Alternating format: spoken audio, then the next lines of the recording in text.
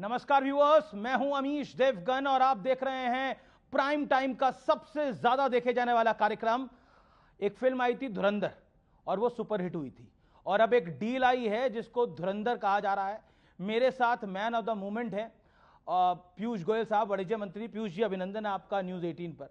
धन्यवाद। देखिए, ये डील तो धुरंधर कही जा रही है, एक फिल्म भी आई थी धुरंधर, इस डील को भी धुरंधर कहा जा रहा है। ऑपोजिशन क्या कह रहा है मैं उस पर बाद में आऊंगा, लेकिन देश के लिए ये कितनी बड़ी बात है ये डील होना। पहले ईयू के साथ 27 देश, उसके बाद यूनाइटेड स्टेट्स के साथ। अमित जी, भारत की सोच माननीय प्रधानमंत्री नरेंद्र मोदी जी के नेतृत्व में एक बड़े छलांग लगाने की सोच, बड़े महत्वाकांक्षी लक्ष्य प्राप्त करने की सोच बन चुकी है। कांग्रेस के समय में आपको याद होगा, चिदम्बरम जी ने 2014 में अपने बजट देते हुए इंटरिम बजट में कहा था कि 30 साल के बाद हम विश्व की तीसरी सबसे बड़ी अर्थव्यवस्था बन जाएंगे, यानी 44 तक। अब मोदी जी आए 2014 में, 11वीं से आज चौथी सबसे बड़ी इकोनॉमी बन चुके हैं। 2 साल में विश्व की तीसरी सबसे बड़ी बन जाएंगे, यानी 16 साल पहले, 16-17 साल पहले जो कांग्रेस की सोच थी। इसी प्रकार से प्रधानमंत्री नरेंद्र मोदी जी ने एक विकसित भारत का लक्ष्य रखा। हमारी इकोनॉमी एक 30 ट्रिलियन 35 ट्रिलियन डॉलर की इकोनॉमी होनी चाहिए, यानी आज की इकोनॉमी से 8 गुना बड़ी। अब जब इतना बड़ा लक्ष्य रखो और आपको एक विकसित देश बनना हो, तो आप एक अपने छोटे से कमरे के अंदर नहीं रह सकते, लेकिन आपको दुनिया के साथ एंगेज करना पड़ेगा, दुनिया के साथ व्यापार बढ़ाना पड़ेगा। ये डील और इसके साथ जो बाकी 8 यानी 9 FTAs माननीय प्रधानमंत्री जी के नेतृत्व में हुए, जिसमें 38 देश कवर होते हैं। लगभग सभी विकसित देश हैं जो हमारे साथ स्पर्धा नहीं करते, हमारे पूरक हैं।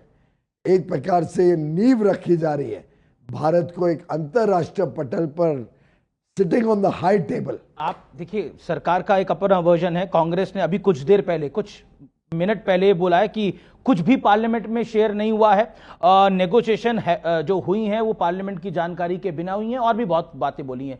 क्या कहना चाहते हैं आप? कितना दुर्भाग्य है, शायद 50 साल से अधिक इस पार्टी ने राज किया। जी 60। ये दर्शाता है कि कितना बचपना है और कितनी जानकारियों का अभाव है। उनको ये नहीं पता कि नेगोशिएशन बंद कमरे में होती है, उसके पावर्स जनता ने हमें दिए होते हैं, चुन के लाके भेजा होता है, उसके कॉन्टूर्स कैबिनेट डिसाइड करती है और उसके हिसाब से नेगोशिएशन करके कैबिनेट फाइनलाइज करती है। लेकिन बार-बार उनके हिसाब से अगर कोई चले और ऐसे पब्लिकली डिस्कस हो के डिबेट हो कि नेगोशिएशन स्ट्रैटेजी क्या होगी, तो कभी देश कोई एग्रीमेंट कर ही नहीं पाएगा।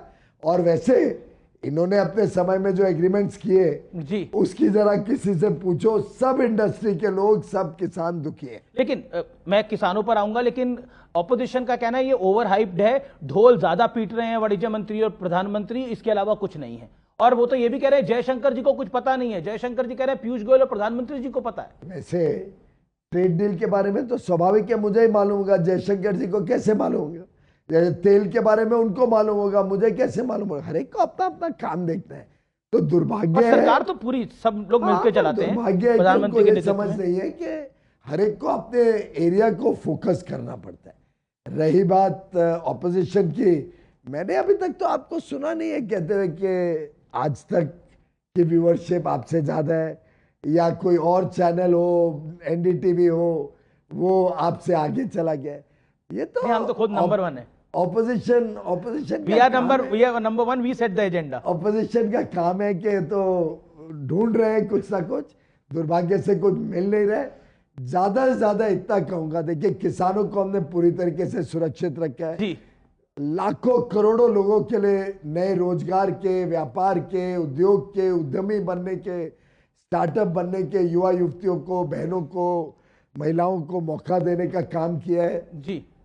मुझे लगता है शायद कांग्रेस को थोड़ी मिर्ची लग रही है। अच्छा, मिर्ची लग रही है, क्यों मिर्ची लग रही है पर कांग्रेस को? वो नहीं देखना चाहते देश आगे बढ़े, वो नहीं देखना चाहते देश स्वावलंबी बने। जयराम, वो बड़े ईर्ष्या में है कि EU के 27 देशों के साथ वो तो 2006 से 13 तक माथा पीटते रहे, एग्रीमेंट कर नहीं पाए, अबॉर्ट कर दिया। इस सरकार ने कैसे 3 साल में ही डील कर दी? नहीं, 3 साल में डील कर दी, लेकिन आपके लिए कमेंट है जयराम रमेश का। वो कहते हैं अमेरिका की ट्रेड डील का भारतीय किसानों के दृष्टिकोण से किया गया बचाव हद से ज्यादा चालाकी भरा है। आप चालाक वाणिज्य मंत्री हैं जो चालाकी से सब कुछ छुपा रहे हैं, ये जयराम रमेश का कथन है। ऐसा है, जिस दिन जयराम रमेश जी को देशहित और जनहित समझ में आ जाए, जिस दिन उनको किसानों की समस्या समझ में आ जाए, जिस दिन उनको पता चले कि देश में रोजगार की आवश्यकता है, मध्यम वर्ग की आवश्यकता है, गरीब गरीबी से निकल के आगे जाना चाहते हैं, आज के युवा युवती की बड़ी महत्वाकांक्षी भविष्य के लिए लोग काम कर रहे हैं, उस दिन देश का भी उद्धार होगा, शायद कांग्रेस पार्टी का भी कुछ भविष्य बन पाएगा। वो ये नहीं समझ पा रहे हैं कि मैंने सुबह से पूरी जानकारियां सबके समक्ष ट्रांसपेरेंटली रखी है। शायद उन्होंने मेरी इंटरव्यू नहीं देखी, कोई भी मेरा प्रेसर नहीं देखा। आपका प्रेस कॉन्फ्रेंस। अब ऐसे व्यक्ति का क्या करना जिसको कुछ समझ नहीं आता है?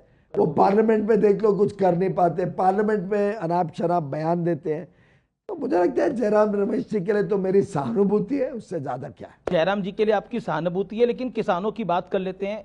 आपने अतिरिक्त उत्पादों की बात करी, उस श्रेणी का जिक्र किया, उसमें ये कौन से उत्पाद हैं? क्योंकि इसको लेकर एक कंफ्यूजन पैदा हो रहा है। ऐसा है, भारत में कई चीजें हैं जो बरसों बरसों से आयात की जाती है, इंपोर्ट की जाती है। आज भी लगभग $30 बिलियन का इंपोर्ट खाद्य के पदार्थों का है। उदाहरण के लिए सोयाबीन ऑयल ले लीजिए।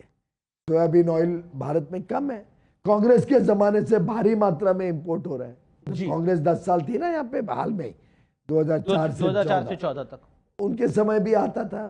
अब सोयाबीन ऑयल भारत की आवश्यकता है कि उपभोक्ता को सस्ता मिले, पर्याप्त मिले, ये हमारी जिम्मेदारी है। तो अगर सोयाबीन ऑयल में हमने एक कोटा दिया अमेरिका को, तो देश के हित में, उपभोक्ताओं के हित में। पर आप महाराष्ट्र सोयाबीन हमने नहीं खोला है जी। पर आप महाराष्ट्र से आते हैं, महाराष्ट्र, मध्य प्रदेश, राजस्थान, लाखों सोयाबीन के किसान हैं, और डीडीजीएस जो कि डिस्टिल्ड ड्राइड ग्रेन्स की बात हो रही है, और सोयाबीन ऑयल के आयात से पूरी तरह से, क्या आपको नहीं लगता इसका इंपैक्ट पड़ेगा? ऐसा है, डीडीजीएस में भी एक कोटा दिया गया है, और डीडीजीएस बड़ा हाई न्यूट्रिशन पोल्ट्री का एनिमल फीड है। एनिमल हस्बेंड्री चाहती है कि उसको अलाउ किया जाए, जिससे हमारी पोल्ट्री इंडस्ट्री तेजी से आगे बढ़े। तो जितना आज एनिमल फीड देश में रिक्वायरमेंट है, पर्याप्त मात्रा में उपलब्ध नहीं है। कई बार इंपोर्ट करना पड़ा है, पहले भी कांग्रेस के समय भी इंपोर्ट करना पड़ा है। तो ये वास्तु स्थिति को देख के, आकलन लगा के देश की जरूरतों का आकलन लगा के कि देश के लिए क्या फायदेमंद होगा, किसानों को नुकसान नहीं होने देना, वो ध्यान में रखते हुए। अब जैसे सोयाबीन है, सोयाबीन को हमने अलाउ नहीं किया, सोयाबीन केक को अलाउ नहीं किया, सोयाबीन ऑयल को अलाउ किया, जो वैसे ही इंपोर्ट होता है जी। तो बड़ी सोची समझी रणनीति से कुछ चीजें खोली है जो देश के लिए आवश्यक। एक और बात है फार्मर्स के लिए, क्योंकि इस समय बहुत से दर्शक हमें देख रहे हैं। अमेरिकी खाद्य और कृषि उत्पादों के व्यापार में मौजूदा पुरानी जो प्रॉब्लम्स हैं उनको दूर किया जाएगा, इसका तात्पर्य क्या है? इसमें कहा जा रहा है कि जीएम फसलों, डायरी उत्पादों पर प्रतिबंध हटाना हो जाएगा। ऑपोजिशन भी ये बात कह रही है। अब कितना दुर्भाग्य, अगर वो करना होता, ये कह रहे हैं, तो हम जीएम फूड्स को ही अलाउ कर देते। हमने तो कोई जीएम फूड को अलाउ नहीं किया। इसको फैक्ट चेक करना चाहेंगे आप? मैं फैक्ट चेक में ही बैठा हूं ना, मैंने तो नेगोशिएट किया है। कोई जीएम फूड को अलाउ नहीं किया। जीएम फूड अलाउ भारत में हो ही नहीं सकता, it's not possible ji. Dairy को अलाउ नहीं किया। हमने चावल, गेहूं, चीनी, कई प्रकार के मिलेट्स जैसे बाजरा, रागी, कोडो, जवार, अमरांत, इन सबको अलाउ नहीं किया। पोल्ट्री को अलाउ नहीं किया, मीट को अलाउ नहीं किया। तो किसानों के हितों का पूरा ध्यान रखा गया। पूरी तरीके से मक्का अलाउ नहीं किया, सोयाबीन अलाउ नहीं किया, चना अलाउ, काबुली चना अलाउ नहीं किया, मूंग अलाउ नहीं किया, ग्रीन पी अलाउ नहीं किया। कई सारे, जैसे भारत में बनाना, केला बहुत है, नहीं अलाउ किया। स्ट्रॉबेरी नहीं अलाउ। भारत का फार्म सेक्टर नहीं खुल रहा है आपके? भारत का फार्म सेक्टर पूरी तरीके से सुरक्षित है। जो वस्तुओं में उनको पर्याप्त यहाँ पे प्रोडक्शन होती है। कुछ ऐसे वस्तुएं जो भारत में नहीं बनते, कुछ ऐसे वस्तुएं जो आज भी आयात होते जी, उसमें खोलने से हमारे उपभोक्ताओं को लाभ होगा और किसानों को कोई नुकसान नहीं होगा। मैंने देखा मकर द्वार पर आप जा रहे थे और आपके खिलाफ भी नारे लगाए जा रहे थे, ट्रैप डील कहा जा रहा था सदन के अंदर। गुरुवार को आप साइड से जा रहे थे। हम फोकस्ड हैं सकारात्मक सोच में, हम फोकस से काम करने में। अब इनके नारे इतने घिसे पिटे वो कह रहे और ट्रैप डील बेबुनियाद है, वो कह रहे ट्रैप डील है, मोदी जी और पीयूष जी को ट्रैप कर लिया है ट्रंप ने। नारे लगाने में तो कोई टैक्स भी नहीं लगता, कोई जीएसटी नहीं लगता, कोई इनकम टैक्स नहीं लगता। वो नारे लगा रहे हैं लेकिन उनको पता भी नहीं है कोई डील के बारे में। इतनी आज जानकारियां दी हैं, वो सुन के उन्होंने सबने माफी मांगनी चाहिए देश से, क्योंकि वो देश के साथ गद्दारी कर रहे हैं इस प्रकार के नारे लगा के, देश की छवि बिगाड़ने के अलावा और कुछ नहीं कर रहे। देखिए, हमने काफी अपने किसानों के बारे में बहुत बोला, लेकिन बार बार ये ऑपोजिशन एक बात पर हैमर कर रहा है कि ट्रंप फंसा रहे हैं, ट्रंप ने फंसा लिया, और वो एक शब्द यूज कर रहे हैं, ब्लैकमेल कर रहे हैं इस सरकार को, और जो चाह रहे हैं वो करा रहे हैं। जी, ये डील को 1 वर्ष लगा, फरवरी पिछले साल से चल रही है। अगर इस प्रकार की बातें होती तो 1 वर्ष लगने की क्या जरूरत थी।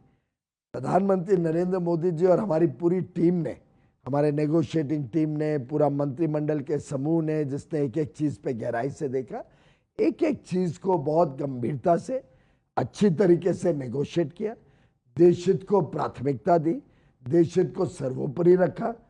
कैसे हमारे किसानों का लाभ हो, कैसे युवा युवतियों को पर्याप्त अवसर मिले, कैसे लाखों करोड़ों बहनों को, हमारे हुनर वाले लोगों को काम मिले, कैसे रोजगार बढ़े, निवेश बढ़े, मॉडर्न टेक्नोलॉजी के वस्तु भारत में आ सके, कैसे आईसीटी प्रोडक्ट्स, डेटा सेंटर के equipment, artificial intelligence, quantum computing का इक्विपमेंट। तो मुझे लगता है कि ये कांग्रेस, डीएमके, तृणमूल कांग्रेस, समाजवादी पार्टी, इनको अराजकता से ही सोचने के अलावा कुछ दिखता नहीं है। उनको तो बड़ी चिढ़ आती है कि देश इतनी तेजी से कैसे प्रगति कर रहा है। वो शायद चिढ़ रहे हैं कि हम विश्व की सबसे तेज गति से आगे बढ़ने वाली अर्थव्यवस्था बन गए। वो शायद चिढ़ रहे हैं कि 25 करोड़ गरीब गरीबी की रेखा से बाहर निकल गए। उनसे पच नहीं रहा है मोदी जी की लोकप्रियता, उनसे पच नहीं रही है देश के जनता का उज्जवल भविष्य। क्या इस डील को, इस डील के फ्रेमवर्क को you will share in the house? क्या फ्लोर ऑफ द हाउस पे शेयर किया जाएगा? ये फ्रेमवर्क एग्रीमेंट है, हमने जो उनके साथ डिटेल्ड एग्रीमेंट तय किया है उसको लीगल डॉक्यूमेंट के रूप में तैयार किया जाएगा जी। और उसके बाद कैबिनेट द्वारा पास होने से उसके बाद ही ये पब्लिक डोमेन में डाला जाता है जी। क्या आपको लगता है कि जी, मैंने आज इतनी पर्याप्त मात्रा में इसकी सूचनाएं और जानकारियां दी है कि किसी भी प्रकार का भ्रम, किसी भी प्रकार का गुमराह करने की कोशिश कोई ना करे। हर किसान सुरक्षित है, किसानों के हितों को सबसे ज्यादा प्राथमिकता दी गई है, लाखों करोड़ों लोगों का भविष्य उज्जवल बनेगा, देश में एक खुशहाली की लहर चारों तरफ देखने को। ये जो एक नैरेटिव बनाने की कोशिश है, बार बार कांग्रेस इस बात को कह रही है, prime minister is compromise, Rahul Gandhi ने आज फिर इस बात को दोहराया है। आप जरा सोशल मीडिया का एनालिसिस करिए, आपके खुद के ध्यान में आ जाएगा कि इनके ट्वीट से 8-10 हज़ार लोगों से ज्यादा कोई देखता भी नहीं है, जबकि एक एक हमारी जानकारी जो हम डिटेल्स प्रेसर में दे रहे हैं, जो हम इंटरव्यूज में दे रहे हैं, वो करोड़ों लोगों तक पहुंच रही है। दुर्भाग्य से इन्होंने कोई ठोस बताई तो सही ना कि किसानी कौन से प्रोडक्ट में उनको चिंता हो रही है, बताए तो सही हमने कौन सी चीज में कॉम्प्रोमाइज किया, स्पेसिफिक तो बताए। वो तो कह रहे हैं कि किसानों के हितों को बेच दिया गया है। किसानों के हितों को बेचा तो किस तरीके से, कुछ बोले तो सही। मैंने तो पूरी लिस्ट प्रेस में सबके सामने रख दी है कि ये चीजें हमने खोली नहीं है। मैंने बता दिया क्या क्या मार्केट हमारे लिए खुलेगी, क्या क्या चीज हम अब एक्सपोर्ट करने के लायक होंगे अमेरिका, कैसे हमारा एक्सपोर्ट बढ़ पाएगा, ये जो कैसे टेक्नोलॉजी भारत में आएगी जी। लेकिन ये जो बार बार कहने का प्रयास है कि दबाव में दी गई डील है, कहने से कोई फर्क नहीं पड़ता, कोई असत्य सत्य नहीं हो जाता।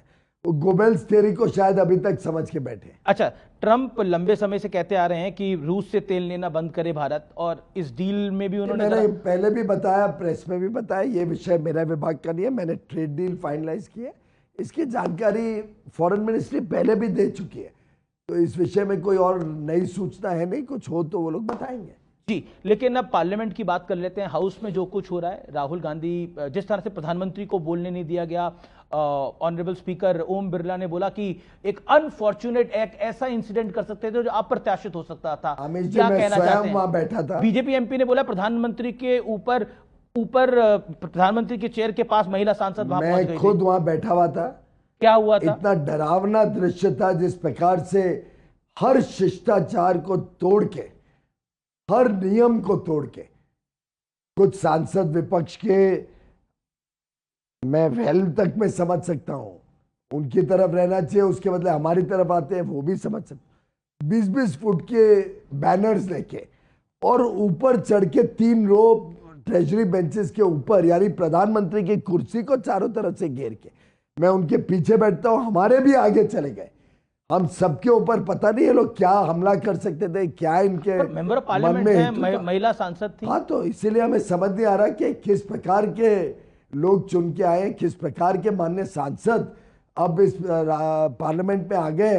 ये बड़ा दुर्भाग्य की बात है। लेकिन उन्होंने क्षमा मांगनी चाहिए देश की, क्षमा मांगनी चाहिए स्पीकर साहब की, क्षमा मांगनी चाहिए प्रधानमंत्री जी की, और हम सबकी, जिनके ऊपर वो हमला करने आए थे। वो किताब का जिक्र कर रहे थे बार बार, वो कह रहे राहुल गांधी एक किताब को प्रेजेंट करना चाहते हैं जो अनपब्लिश्ड है। अब बीजेपी 40 ऐसी किताबें ले आई है जो पब्लिश्ड हो चुकी हैं। एग्जैक्टली, तो वही तो इश्यू है कि कोई भी विषय अश्लील हो, ठीक नहीं हो, उसको और कोई विषय ऐसे बेबुनियाद किताब पे छपे, कोई भी ऐसे मैगजीन में छपे जो सत्य नहीं है, असत्य को आप ऑथेंटिकेट करे बगैर नहीं बोल सकते। पार्लियामेंट में तो रूल है, स्पीकर ने रूलिंग भी दी है, तो उसके बाद भी अगर इस प्रकार का दृश्य करे, पार्लियामेंट चलने नहीं दे, तो ये तो बहुत ही दुर्भाग्यपूर्ण है। प्रियंका गांधी वाड्रा बोल रही है, राहुल गांधी बोल रहे हैं, खड़गे जी बोल रहे हैं मोदी जी डर गए हैं। आपका रिप्लाई क्या है इसको? मुझे लगता है कि देश के 140 करोड़ लोग प्रधानमंत्री नरेंद्र मोदी जी की को बड़ी बातें समझते हैं। उनके लोकप्रियता आज पूरे विश्व में छाई हुई है। प्रधानमंत्री नरेंद्र मोदी जी को अभी तक डराने वाला कोई व्यक्ति हुआ नहीं है। जी, लेकिन क्या आपको लगता है पार्लियामेंट का डिस्कोर्स थोड़ा नीचे आ गया है? प्रधानमंत्री ने भी गांधी परिवार के सरनेम की बात करी, मल्लिकार्जुन खड़गे ने भी जो टिप्पणी करी, मैं उसको रिपीट नहीं करना चाहता, गांधी परिवार के सरनेम को लेकर प्रधानमंत्री ने बोला कि ये सरनेम चुरा कर आ गए हैं। पर उसमें क्या गलत है? आखिर उनकी दादी का जो आज के दिन लीडर ऑफ ऑपोजिशन है, उनका किसी से शादी हुई थी? इंदिरा जी की फिरोज गांधी जी से। और उनका नाम, उनका जो स्पेलिंग है, सब कुछ पूरे देश के सामने है। तो कैसे बदला, कब बदला, क्यों बदला, वो अभी तक समझ नहीं आया। जी जी, 2-3 सवाल जो कि महत्वपूर्ण है। क्या आपको लगता है, बार बार मैं इसलिए किसान की बात कर रहा हूं क्योंकि एक नैरेटिव बिल्ड करने की कोशिश है, फार्मर को, हितों को हटाया गया है और ये डील यूएस के पक्ष में ज्यादा है। 2 लाइन में अगर आप कॉमन व्यूअर को समझाना चाहे, ये डील भारत के पक्ष में कैसे है? कोई भी डील होती है एज वो दोनों के लिए विन विन सिचुएशन होती है, दोनों को लाभ होना चाहिए। हमको how it is plus for India, हमको जैसे बहुत लाभ मिल रहा है कि हमारे सब किसानों के हितों को हमने सुरक्षित रख लिया। हमारे किसान जो बड़े मात्रा में बनाते हैं, जिसका मैंने अभी जिक्र किया, उसमें कोई छूट नहीं, रियायत नहीं दी गई है। हमारे लेबर इंटेंसिव सभी सेक्टर्स में भारी गिरावट आई है। रेसिप्रोकल टैरिफ में मात्र 18% लगेगा। बाकी हमारे जितने कंपटीटर देश है, तो रिलेटिव टर्म में ही देखना होता है, उन सबसे हमारा रेसिप्रोकल टैरिफ कम है, तो हमें एक एज मिलेगा अमेरिका में एक्सपोर्ट करने में। हमें जो आवश्यकता है डेटा सेंटर्स के लिए, एआई के लिए, क्वांटम कंप्यूटिंग के लिए, ये सब टेक्नोलॉजीज अब भारत को मिल पाएगी। बड़े पैमाने पे निवेश आएगा क्योंकि एक सर्टेनिटी, प्रेडिक्टेबिलिटी आ गई है अब दोनों देशों के व्यवहार में और व्यापार में। तो स्वाभाविक रूप से बड़े अमाउंट का निवेश हम देख सकते हैं आगे आने वाले दिनों में। स्वाभाविक है कि आज जहाँ 1800 GCCs ऑलरेडी भारत में काम कर रही हैं, ग्लोबल कैपेबिलिटी सेंटर्स जी, और कई सारी कंपनियां चाहती है कि भारत में आए, भारत का हुनर, भारत के युवा युवतियों का टैलेंट, स्किल का लाभ लें। वो चाहते हैं कि भारत में कम खर्चे में उनका काफी काम आउटसोर्स हो सकता है, जिससे भारत को आमदनी भी होती है, विदेशी मुद्रा भी कमाते हैं और हमारे लिए नौकरी और रोजगार भी मिलता है। एक ये बार बार कहा जा रहा है कि $500 बिलियन का सामान भारत को अब लेना होगा, इस पर आप क्या कहना चाहते हैं? भारत में कई ऐसी इस पे हमारे डोमेस्टिक सेक्टर पे इंपैक्ट पड़ेगा? कोई इंपैक्ट नहीं पड़ेगा। भारत में कई ऐसी चीजें, अब तेल है जी, तेल तो हम हर साल खरीदते ही है ना विदेश से। बिल्कुल आज से खरीद रहे हैं कि कांग्रेस के समय से, कि उनके भी बाप दादा के समय से, सबसे तब से खरीद रहे हैं। तेल विदेश से आता ही है। भारत आज तेजी से आगे भारत की तरफ बढ़ रही है। हमारी विकास दर 7.4% दुनिया में सबसे ज्यादा है। तो तेल की खपत भी बढ़ेगी, तेल की डिमांड भी बढ़ेगी। एलपीजी एलएनजी हमने आज घर घर तक पहुंचा दिया है। तो इसका मतलब हम यूएस से भी ऑयल लेंगे अब? तो हम सबसे लेंगे जो देश हित में, जहां से रशिया से भी लेंगे, यूएस से भी लेंगे। वो तो आपको, जैसा मैंने कहा, मैं तेल का निर्णय नहीं लेता हूं, मैं कोई ऑयल कंपनी नहीं चलाता, ना मेरे पास कोई ऑयल कंपनी। ये डिसीजन ऑयल कंपनीज लेती हैं। और स्वाभाविक रूप से हमें डेटा सेंटर लगाने हैं, तो उसका इक्विपमेंट लगेगा, एनवीडिया की चिप्स लगेंगी, क्वांटम कंप्यूटिंग की मशीन्स लगेंगी। हमें बड़े पैमाने पे ICT, information communication technology, telecom products लगते हैं। हमारी स्टील कैपेसिटी 140 से 300 मिलियन टन जानी है, डबल करनी है। कोकिंग कोल लगेगा। प्रेशियस मेटल्स भारत में इंपोर्ट हर वर्ष होते ही हैं। यहाँ हवाई जहाज लगेंगे, कमी दिखती है, रोज महसूस होती है, टिकट नहीं मिलते हैं प्लेन के। जी। हवाई सेवाओं को बढ़ाना है तो लगभग 80-90 बिलियन डॉलर के आज हवाई जहाजों का ऑर्डर बोइंग के पास है, इंजन का ऑर्डर जी के पास है, स्पेयर पार्ट्स का ऑर्डर है, ये सब भारत में लगने ही वाला है। तो हमने आकलन लगाया, तो आज के दिन जो अमेरिका जिन चीजों को हमें एक्सपोर्ट कर सकते हैं, जहां उनको कंपैरेटिव एडवांटेज है, आज के दिन सेक्टर में भी आपको लगता आज के दिन हम 300 बिलियन डॉलर का इंपोर्ट कर रहे हैं दुनिया से। क्या आगे चल के बढ़ेगा। अगले 5 साल में 2 ट्रिलियन डॉलर का इंपोर्ट इन चीजों का होगा जो अमेरिका हमें दे सकते हैं। उसमें अगर 500 बिलियन अमेरिका हमें अच्छे टर्म्स पे दे तो बहुत स्वागत है। आखिरी सवाल, बीएमसी में पहली बार भारतीय जनता पार्टी का मेयर बना है, क्या कहना चाहते हैं आप? रितु तावड़े। मैं बहन रितु तावड़े जी को बहुत बहुत शुभकामनाएं देता हूं। अब उद्धव ठाकरे जी का कुरकर्म का जो पीरियड था, 25-30 वर्ष, उन्होंने जो भ्रष्टाचार और जिस प्रकार से मुंबई म्युनिसिपल कॉरपोरेशन के साथ एक प्रकार से धोखा दिया है मुंबई की जनता को, वो खत्म होगा। और भारतीय जनता पार्टी और शिवसेना, एकनाथ शिंदे मिलकर महायुति मुंबई को सुशासन देगी, विकास देगी और मुंबई वासियों को एक उज्जवल भविष्य। आज मोहन भागवत जी मुंबई में थे, आप मेंबर ऑफ पार्लियामेंट भी हैं, तो उन्होंने एक बोला कि हम एक दूसरे का विनाश करने की बजाय एक दूसरे के पूरक यानी कॉम्प्लीमेंट बनना चाहिए। उनको टैरिफ डील के संदर्भ में माना जा रहा है। क्योंकि यूएस $90,000 पर कैपिटा की इकोनॉमी है, हम $3,000 पर कैपिटा की इकोनॉमी। हमारे बीच तो कोई स्पर्धा है ही नहीं, हम तो एक दूसरे के पूरक हैं। मैं समझता हूँ बहुत ही अच्छा बयान दिया उन्होंने। आप मैन ऑफ द मैच हैं इस मैन ऑफ द मैच प्रधानमंत्री नरेंद्र मोदी और प्रेसिडेंट डोनाल्ड ट्रंप है। चलिए, दैट्स ग्रेट वन। बहुत बहुत शुक्रिया पीयूष जी, आपने न्यूज 18 नेटवर्क के साथ बात करी, हर सवाल का जवाब दिया। मुझे लगता है किसानों को लेकर अगर कोई कंफ्यूजन है तो इस इंटरव्यू में वो कंफ्यूजन क्लियर हो गया है। क्या वाकई ये डील भारत को आगे लेकर जाएगी? ये बहुत बड़ा सवाल है और इन तमाम सवालों का जवाब पीयूष गोयल ने बखूबी दिया है। बहुत बहुत धन्यवाद पीयूष जी, आपका अभिनंदन।